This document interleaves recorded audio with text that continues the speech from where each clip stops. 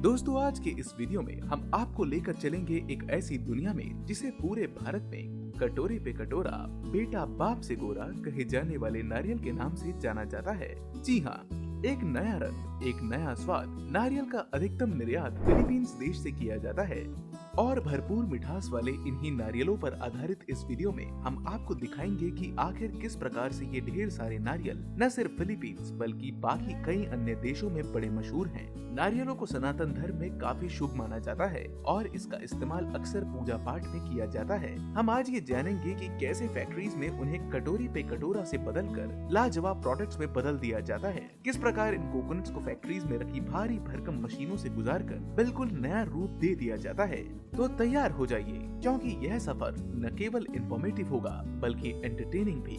Let's dive into the journey of coconut craze। दोस्तों, आज तक हमने जिन भी मीठे और लजीज फलों को चखकर देखा है, उनमें सबसे अनोखा फल है नारियल। इसका पानी और मलाई न केवल खाने में मीठी होती है, बल्कि इसमें विटामिन, मिनरल और फाइबर जैसे कई पोषक तत्व भी होते हैं।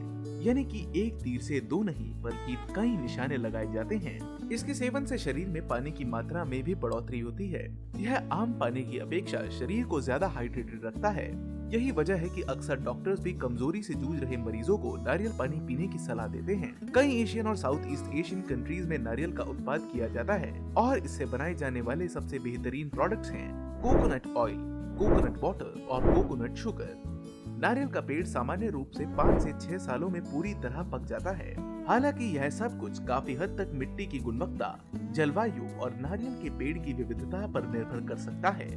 आपकी जानकारी के लिए बता दें कि नारियल के ये फार्म्स अक्सर फैक्ट्री के करीब ही होते हैं, ताकि इन्हें उगने के बाद जल्द से जल्द प्रोसेसिंग के लिए प्लांट्स में लेकर जाया जा सके। दूर दूर मौजूद फैक्ट्रीज में पहुंचने के बाद का यह सफर फैक्ट्री टू फैक्ट्री वेरी करता है। कुछ में इसकी बाहरी ठोस परत को इस्तेमाल में लाया जाता है, तो कुछ फैक्ट्रीज में इसके बालों को बाहरी परत का ईंधन के तौर पर जलाने में मदद ली जाती है। हालांकि इन फैक्ट्रीज में उसे बाहर से थोड़ा बहुत छिलकर पानी निकालने के लिए भेज दिया जाता है। ड्रिलिंग मशीन के अंदर एक बारी में सैकड़ों की तादाद में नारियलों को छेद करके पानी निकाल लिया जाता है। आपने भी इनके आंखों जैसे दिखने वाले नाजुक हिस्सों को तो जरूर देखा ही होगा। इन्हीं में छेद करते हुए ये मशीन टैंक में ढेर सारे पानी को इकट्ठा कर लेती है। इन ढेर सारे नारियल पानी को प्रोसेस करने के लिए आपकी स्क्रीन पर नजर आ रही इन बड़ी बड़ी मशीनों की मदद ली जाती है। ये है वो 500 लीटर के लेवल वाली टैंक, जिसके अंदर स्टोरेज में रखे हुए कोकोनट वाटर की प्रोसेसिंग 10,000 लीटर के बड़े टैंक में की जाती है। इन बड़े टैंक्स का तापमान 4 डिग्री सेल्सियस तक ठंडा हो सकता है। अब जरा एक नजर इन प्रोसेसिंग पाइपलाइंस में डालकर देखिए। इन्हीं एक्सट्रीमली मॉडर्न पाइपलाइंस के जरिए नारियल पानी को बेहतर से भी बेहतर तरह से साफ किया जाता है। कोकोनट वाटर की सेपरेटिंग एंड फैट स्कीमिंग का मतलब है कि नारियल पानी और उसमें मौजूद वसा को निकालकर भी अलग कर लिया जाता है।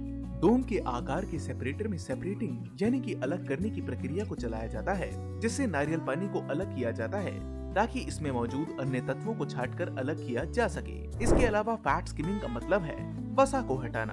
अब जिनको वसा का मतलब समझ नहीं आया, उनके लिए ये बता दे, वसा एक प्रकार का फैट यानी कि चर्बी होती है जो कई प्रकार के खाद्य पदार्थों में पाई जाती है।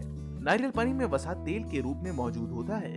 नारियल की मलाई के रूप में देखा जाने वाला यह वसा नारियल पानी के साथ मिला हुआ होता है, जिससे पानी में क्रीमी त्वचा उत्पन्न होती है। इस प्रोसेस में नारियल पानी की सतह से वसा को हटाने के लिए विशेष तकनीक का प्रयोग किया जाता है। इसके बाद आता है पैस्चराइजेशन, जिसके अंतर्गत नारियल पानी को गर्म और ठंडा करके बचे हुए सभी नुकसानदेह कीटाणु, वायरसों और अन्य माइक्रो ऑर्गेनिजम्स को खत्म किया जाता है। इस प्रोसेस में इस्तेमाल होने वाली मिक्सिंग, ब्लेंडिंग, कूलिंग मशीन्स में तापमान को 8 से 10 डिग्री सेल्सियस तक ठंडा किया जाता है। इससे होने वाला फायदा ये होता है कि आगे की सभी प्रोसेस के दौरान फैक्ट्री के अंदर भी वही ताजगी और वो तमाम हेल्थ बेनिफिट सस्टेन करने की मदद मिलती है जो कि एक शुद्ध और नेचुरल कोकोनट में होते हैं। इन सभी प्रोसेसेस से होकर गुजरने के बाद एसेप्टिक मशीन की मदद से इस नारियल पानी को कागज के बक्सों में बंद किया जाता है। एसेप्टिक फिलिंग करने वाली यह मशीन उत्पाद और पैकेजिंग सामग्री को अलग अलग शुद्ध करती है और फिर उन्हें स्टेरलाइज यानी पानी से अच्छी तरह से साफ करने के बाद इनमें फिलिंग की जाती है। नारियल पानी को लंबे वक्त तक शुद्ध रखने के लिए इन टेट्रा पैक्स में पैक किया जाता है। दोस्तों, ये तो था नारियल पानी का प्रोडक्शन, मगर पिक्चर अभी बाकी है दोस्तों, क्योंकि अब हम आपको बताएंगे बचे हुए नारियल का क्या किया जाता है। पहले इसका इस्तेमाल कोकोनट फ्लावर, कोकोनट ऑयल और कोकोनट मिल्क को बनाने के लिए किया जाता है। भारत के कई घरों में बालों की लंबाई बढ़ाने मजबूत रखने और सिर को खुश्की से बचाए रखने के लिए नारियल के तेल का इस्तेमाल किया जाता है। इस कड़ी में सबसे पहले नारियल के बाहरी हिस्से को शार्प ब्लेड्स की मदद से ये वर्कर्स तोड़कर अच्छी तरह से अलग कर देते हैं। इसके बाद इसके नरमदार और मक्खन जैसे मुलायम अंदरूनी सफेद हिस्सों को काटकर साफ सुथरी तरह से अलग किया जाता है।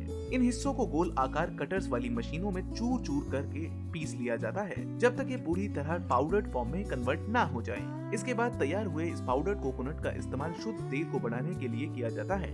अंग्रेजी भाषा में वर्जिन ऑयल कहे जाने से इशारा ऐसे तेल की ओर होता है जिन्हें बनाने में केवल मैकेनिकल या फिर फिजिकल प्रोसेसेस ही इन्वॉल्व होती हैं। इसे बनाने के लिए यह मशीन सबसे पहले पाउडर्ड कोकोनट को अच्छी तरह दबाकर साफ हो चुके तेल में परिवर्तित करती है। यहाँ वर्कर्स मैनुअली ग्लास जार्स को साफ कपड़ों से पोंछकर उसमें पाइपलाइन से होकर गुजरने वाले तेल को इकट्ठा कर लेते हैं। इसके बाद इन्हें सील कर दिया जाता है, इनकी ब्रांड पैकेजिंग की जाती है और ट्रांसपोर्ट व्हीकल्स के माध्यम से वेयरहाउस के लिए रवाना कर दिया जाता है। दोस्तों, ये था कोकोनट ऑयल का production process. So last but not the least, हम बात करने वाले हैं कोकोनट शुगर बनाने की शुरुआत से लेकर अंत तक की पूरी प्रोसेस की। यह जानने से पहले आप कोकोनट सैप हार्वेस्टिंग का मतलब जान लीजिए। दरअसल इसे हिंदी में नारियल के रस का निकासन कहा जाता है। इस प्रक्रिया में नारियल के पेड़ से रस या गूदा निकाला जाता है, जिससे गुड़ या नारियल का रस बनाया जाता है। यह रस उबालकर या फिर निर्मित गुड़ के रूप में इस्तेमाल किया जाता है, जो कि विभिन्न भोजनों और खास उत्पादों के लिए उपयोग किया जाता है।